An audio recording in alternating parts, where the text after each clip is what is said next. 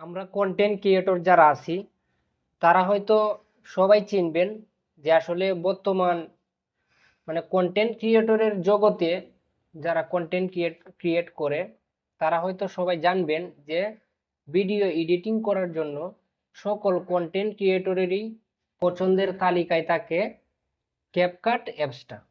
ঠিক আছে, ক্যাপকাট অ্যাপসটা কিন্তু সকল কন্টেন্ট ক্রিয়েটরেরই একটা পছন্দের তালিকায় থাকে। ঠিক আছে, এটা সবাই পছন্দ করে। কিন্তু এই জায়গায় সবচেয়ে মূল একটা বিষয় হচ্ছে যে আমরা যারা কন্টেন্ট ক্রিয়েট করি মানে সহজভাবে একটা ভিডিও মোটামুটি ভাবে ভালো একটা এডিটিং এর জন্য কিন্তু আমরা ক্যাপকাট অ্যাপসটা সবাই ব্যবহার করি। কিন্তু এখন বর্তমানে এইরকম একটা সিচুয়েশন চালু হয়েছে, একটা কথায় আছে না যে আসলে যে কোনো একটা জিনিসকে যখন মানুষে প্রাধান্য দেয় বেশি, বেশি একটা পাত্তা দেয়। ঠিক আছে, সবাই যখন যে কোনো একটা বিষয়ের উপরে আসক্ত হয়ে যায় তখন কিন্তু আসলে তাদের দাম বেড়ে যায়। ঠিক আছে, এইরকম একটা সিচুয়েশন এখন বর্তমানে ক্যাপকাট অ্যাপস এর মাঝে শুরু হয়েছে। তো আপনারা অনেকেই এখন বলবেন যে আসলে ক্যাপকাট অ্যাপস এর মাঝে কি শুরু হয়েছে বলেন। তো আপনারা যারা ব্যবহার করেন অবশ্যই জানেন যে ক্যাপকাট অ্যাপস এর মাঝে এখন বর্তমানে কি শুরু হয়েছে। ঠিক আছে, আমি আসলে এই অ্যাপসটা নিয়ে আসলে কয়েকদিন যাবত ট্রাই করতেছি যে আসলে ক্যাপকাট অ্যাপস নিয়ে একটা ভিডিও তৈরি করব। কিন্তু আসলে তাদের যে প্রতিদিনের যে নিত্য নতুন যে কিছুগুলো আপডেট, কিছুগুলো ফিউচার্স তারা অ্যাড করছে, ঠিক আছে, এগুলার অপেক্ষায় এতদিন ছিলাম। কিন্তু আসলে আমি আসলে এই অ্যাপসটা নিয়ে আসলে ভিডিও বানানোর কোনো দরকারই ছিল না। কিন্তু এখন যেরকম একটা পরিস্থিতি শুরু হয়েছে আসলে এই অ্যাপসটা নিয়ে আমি মনে করলাম যে একটা ভিডিও তৈরি করি।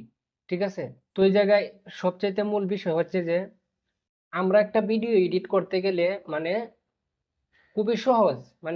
এই জায়গায় ক্যাপকাটের যে ভিডিও এডিটিং করাটা হয় এই জায়গায় কিন্তু খুব সহজ, এত বেশি একটা কঠিন না। এই জায়গায় মোটামুটি কিছু হালকা পাতলা বুঝলেও কিন্তু ক্যাপকাটে ভিডিও এডিটিং করা যায়। তো মূলত সবারই পছন্দের তালিকায় কিন্তু ক্যাপকাট অ্যাপস। তবে অ্যাপসটা আমিও প্রায় 2 বছর যাবত চালাইতেছি, খুবই ভালো, খুবই সার্ভিস টার্ভিস সবকিছুই ভালো।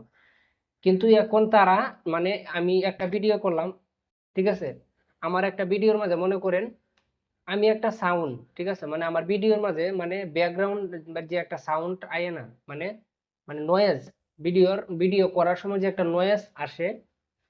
তো এটা আসলে মূলত সবকিছু তারা প্রো তৈরি করে দিছে, এই ভার্সনটা যদি আপনি অ্যাড করেন তাহলে আপনাকে ডলার পে করতে হবে।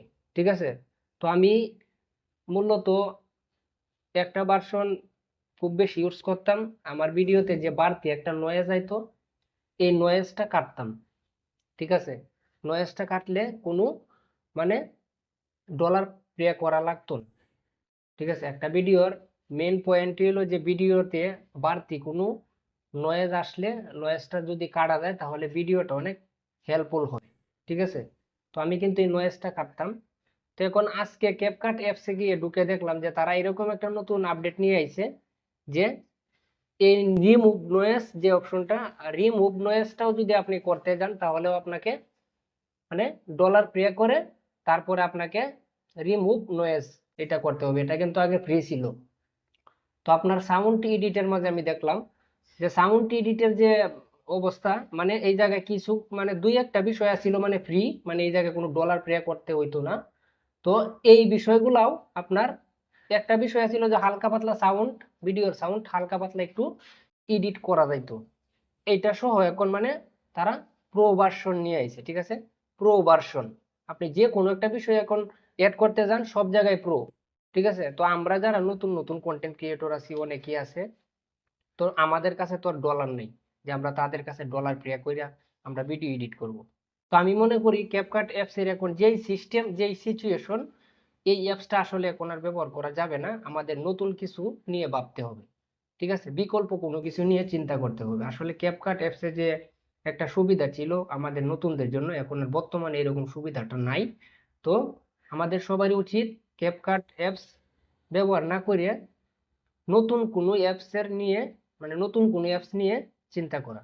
ঠিক আছে, তো আশা করি আমি যতটুকু আপনার নতুন কন্টেন্ট ক্রিয়েটর যারা আছেন আপনাদেরকে আমি আমার সামর্থ্য মতো যতটুকু পারছি বোঝানোর চেষ্টা করছি। তো আবার নতুন কোনো ভিডিও নিয়ে আপনাদের সাথে দেখা হবে। ধন্যবাদ সবাইকে, সবাই ভালো থাকবেন। আল্লাহ হাফেজ।